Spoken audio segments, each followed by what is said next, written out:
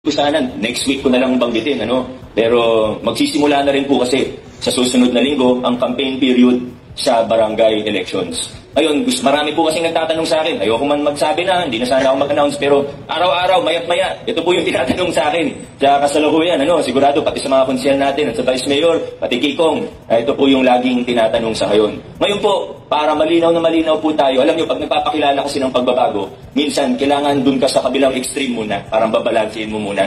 Sa mga mayor o sa ano po, hindi ko naman po sinasabi na masama mag-endorse, hindi ko po sinasabi na masama na may kasama ang mayor na kapitan. Pero sa ngayon po, sa puntong ito, sa kasaysayan natin, sa aking opinion, sa pagpapakilala natin ng pagbabago, mas maganda po na ang mayor hindi muna magdadala ng mga kandidato sa barangay level. Ang mayor hindi po muna mag-i-endorso ng mga kapitan, ng mga kagawad.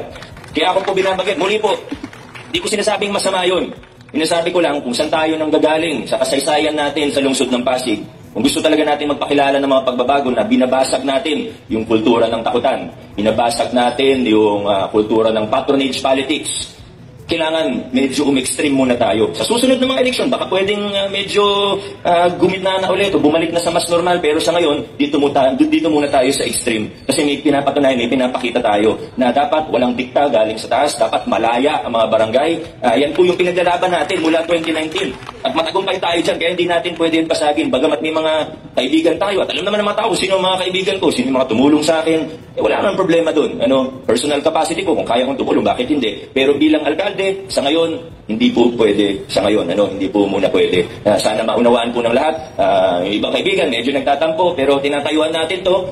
Hindi naman para sa akin ito, kundi para tuloy-tuloy po yung pagbabago sa ating lungsod. Kaya, yung mga iba po, ginagamit yung pangalan ko, ginagamit yung pati yung naging team name nung nakaraan. Kung lagi ko naman po sinasabi, manaya nga po tayo. Pati yung pangalan na Giting ng Pasig, di naman ako yung nagmamayari nun. Ang totoo, nakaisip nung yung salitang Giting na part. Si Consi Kim pa nga po yung nakaisip nun. Kaya talagang hindi ko pwede sabihin, ay may trademark ako dyan, huwag niyo gamitin. Hindi nga ako yung nakaisip ng pangalan na yun.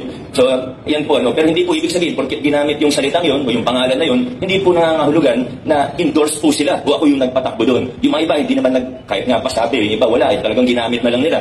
Hindi ko sinasabi, ano sila. Ang importante, alam natin kung paano tayo pipili ng mga kandidato. Alam kung baka maraming manonood po nito, siguro gagamitin yung clip ng mga iba nating kasama, ng mga ibang kandidato.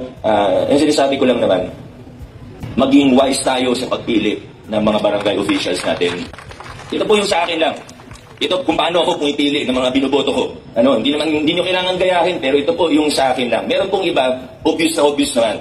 Kung may nakikita kayo, dalawang kandidato, yung isa, tapat. Yung isa magnanakaw, obvious naman siguro yung tapat yung pipiliin natin. Kung may nakikita tayong dalawang kandidato, yung isa matalino, yung isa bobo, siyempre pipiliin natin yung matalino. Kung may dalawang kandidato, may isa masipag, yung isa tamad, sino pipiliin natin? Siyempre yung masipag, yung may mga obvious. Pero may mga pagkakataon, siguro hindi tayo sigurado. Paano tayo mamimili? Sa akin po, kung hindi tayo sigurado, parang sino ba dyan yung mas tapat? Sino ba dyan yung mas magaling? Sino ba dyan yung mas masipag? Hindi tayo sigurado. Kung ako, pipiliin ko na lang. Kung dalawang kandidato, parang similar, o hindi ako sigurado. Kung ako, pipiliin ko na lang yung mas bago. Pipiliin ko na lang kung sino yung hindi ko magastos ng malaki. Tandaan po natin, yan ang pinakamalaking red flag sa mga kandidato. Mula sa taas, mula sa nasyonal hanggang sa barangay level, ang pinakamalaking red flag sa mga kandidato ay yung gumagastos ng ubod ng laki. Pag nakikita natin, namimili ng boto, pag alam natin, milyon-milyon ang ginagastos, ibig lang sabihin nun, lalo na pag incumbent, ibig lang sabihin nun, yung pinamimigay nila, kung nagpapamudmud yan ng pera pag bago mag-eleksyon, ang ibig lang sabihin nun, pwede palang gamitin yung pera na yun sa mga serbisyo ng pamahalaan, pero kinupit nila para sa eleksyon, meron silang panggastos. Hindi natin alam magkano naiwan sa bulsa nila. Simple lang po, huwag na natin gawing komplikado pa. Yan ang pinakamalaking red flag. Huwag nating kakalimutan yan pag malapit na po malapit na ang campaign period papunta sa barangay elections po natin. Munting paalala lang po mula sa akin. Maraming salamat. Lahat po ng Newsflash video ay makikita sa aking Newsflash playlist. Sa mga gusto naman po ng mga biblical topics, punta po kayo sa aking channel na Mahafree TV. Para sa mga gustong mag-order ng Fermax Firmang and Lifting Cream and Immune System Booster, contact Mr. Dante Maravillas on Facebook.